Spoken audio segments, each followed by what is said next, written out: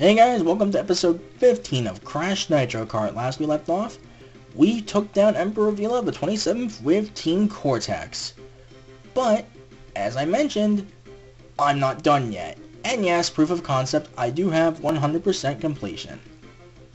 Next up, it is time to start the Team Bandicoot run.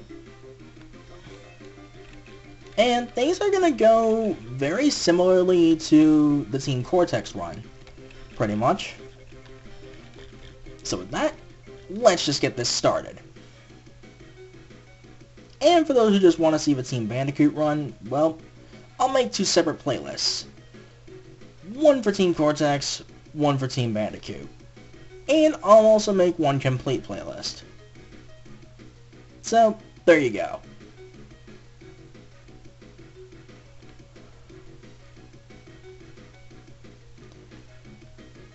Again, that doesn't exactly go well there, Crunch. And if anyone's going to be watching the Team Bandicoot playlist, I say again because I did a Team Cortex run first, just to get that out of the way.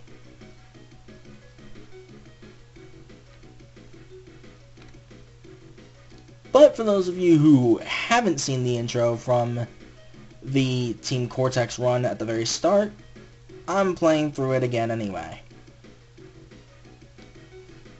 Same old, I've seen this before, you guys might not have, but whatever. And Tiny, you have failed so many times. I love making what's like that, I don't know why. Yep. Velo again, basically the oxide of the game. Again, it's Circuit.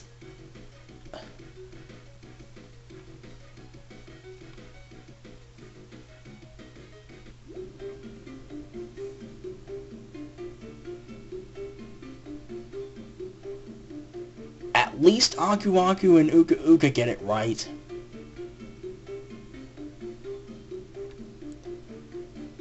Right, back in a moment. Alright, I am back, and we're starting things off with Infernal Island.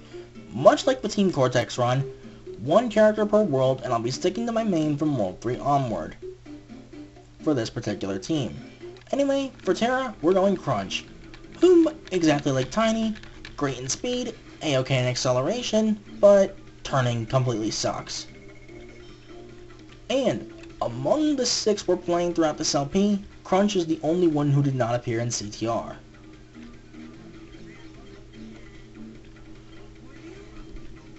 And the relic races with him are going to be a bitch. It's why Jungle Boogie took so many tries for the Team Cortex run, I'll leave it at that. Because yes, much like with the Team Cortex run, I'll be going for all platinums here as well.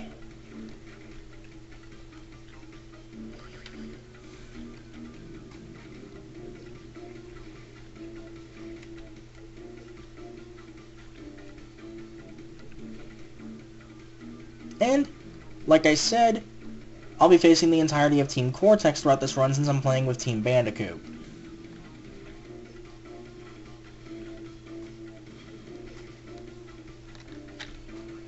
Now, there isn't going to be too much for me to talk about in this run, so commentary might get a little stale, because I already said most of what I needed to say in the Team Cortex run.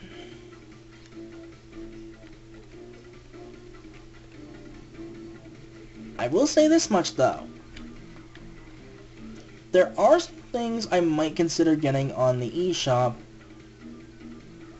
later today as I'm recording this. Just because I'm going to have a lot of money and I'm already reserving some to get the Blaze Blue Cross Tag Battle DLC. I might consider getting the DLC for Breath of the Wild. It's either that or I'll probably get Eat Beat Dead Spike Sun, which I already talked about in, I want to say, what episode was it? Was it episode frickin' 10, I think it was. Which was one of the Team Cortex episodes. Well, at least things are going somewhat smoother than my first race with Team Cortex. I'll say that much. It's just not going as well as I'd hope. Bowling bomb, okay? Yeah, for once I have to agree with you there, Crunch. a shield, which I can actually use to my advantage. I'm actually starting to use power sliding more, which you'll see me use it more here than you would in the Team Cortex run. I will say that much. Wow, a second exact. That's actually pretty cool.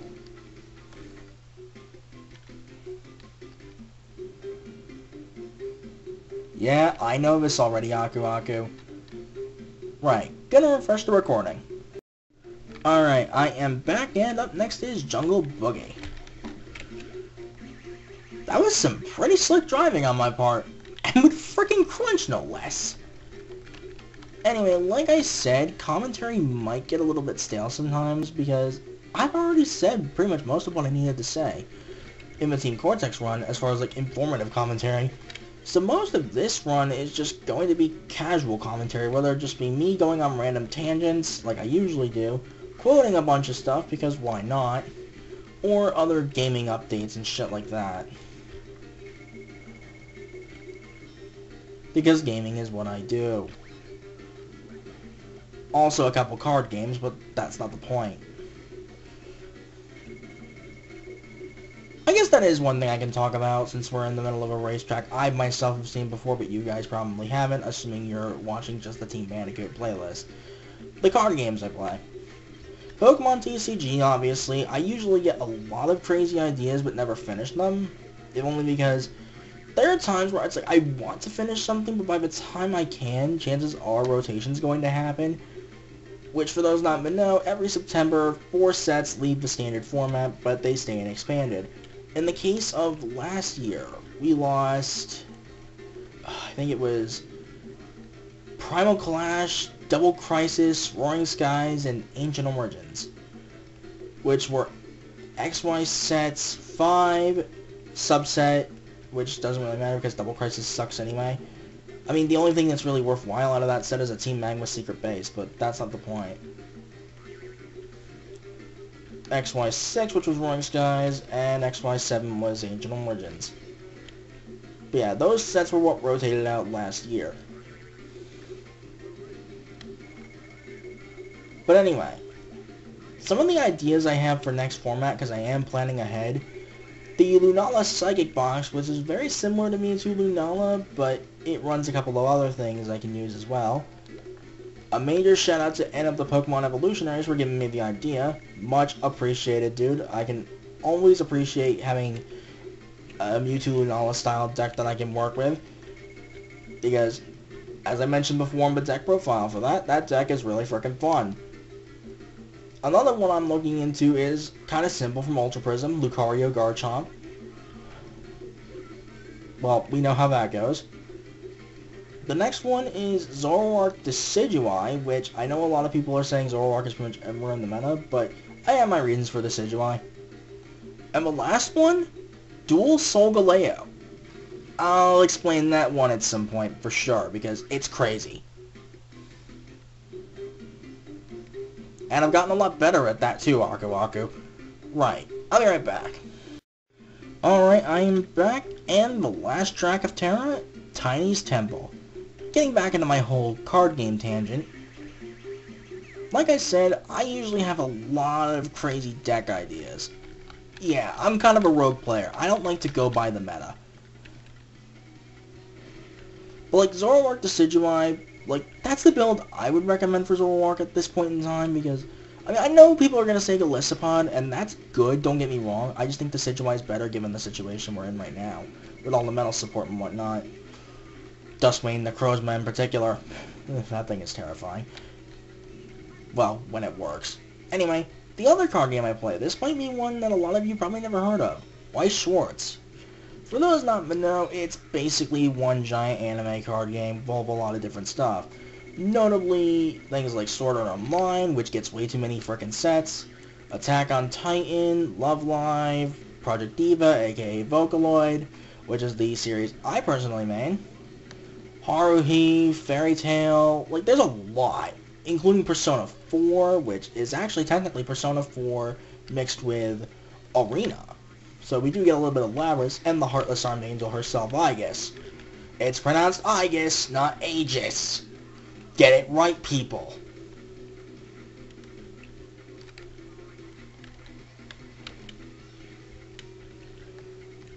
But yeah, that's one particular card game I've been interested in a lot lately, and that doesn't have any rotation bullshit to worry about. You can just play one series and stick to it. The only stipulation is you can't mix, let's say, Haruhi cards with Project Diva. You can, however, mix Project Diva with Project Diva F second, because they are technically of the Project Diva series. There is one stipulation. You cannot mix Love Live with Love Live Sunshine, as they are technically considered two different series. But that's not the... well, that is part of the point, but still. I mean, they're still technically Love Live, they're just two different, I guess you could say, sagas, as it were. And there are some sets that are Japanese exclusive that I wish would come to frickin' English already. Notably the Haruhi Power-Up set, which it desperately needs. King of Fighters, and frickin' Blackrock Shooter. Like, those three in particular are big ones for me. Anyway, Tiny's Temple done, and I'm gonna refresh the recording, and we'll take on the first world champion. Be right back. Alright, I am back, and time for the first world champion. Terra's champion, Krunk. Now, I already went over all the world champions in my Team Cortex run, but I'll go over them again here.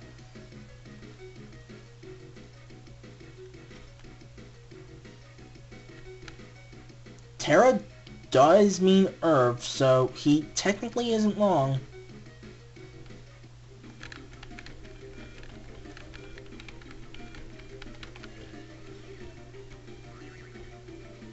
Anyway, boss racers have certain items that they will constantly use throughout the race. Krunks being TNTs.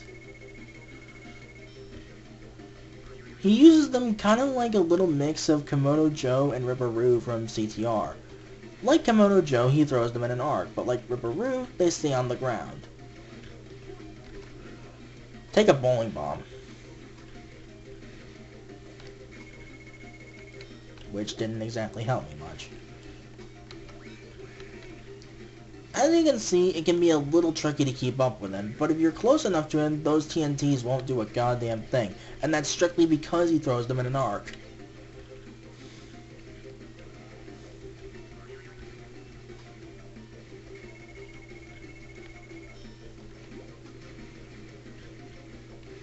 Get out of here. Also, boss racers have perfect stats across the board. Yeah, boss races are the only time my commentary will at least get somewhat serious, because I'll actually have to concentrate a little bit.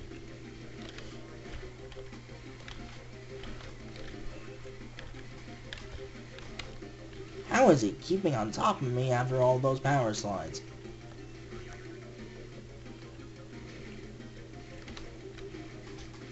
Get out of here.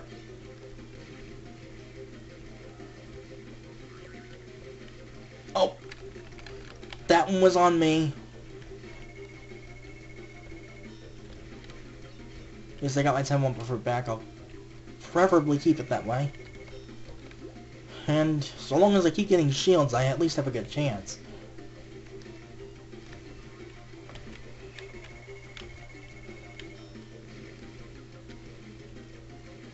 Alright, so far so good.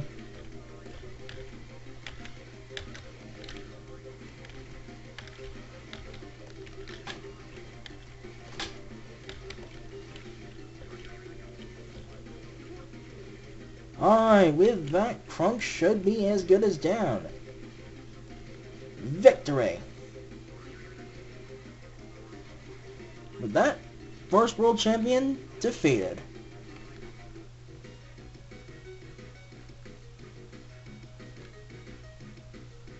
And cutscenes here are actually a little bit different compared to the Team Cortex run. What he doesn't explain here is that Terra is actually a copy of Earth, not the other way around. Again, it's Circuit! But with that, I'm running out of time on my recorder, because, well, 3DS camera recording can be stupid sometimes. Next time on Crash Nitro Kart, we're gonna start cleaning up Terra. Later, guys.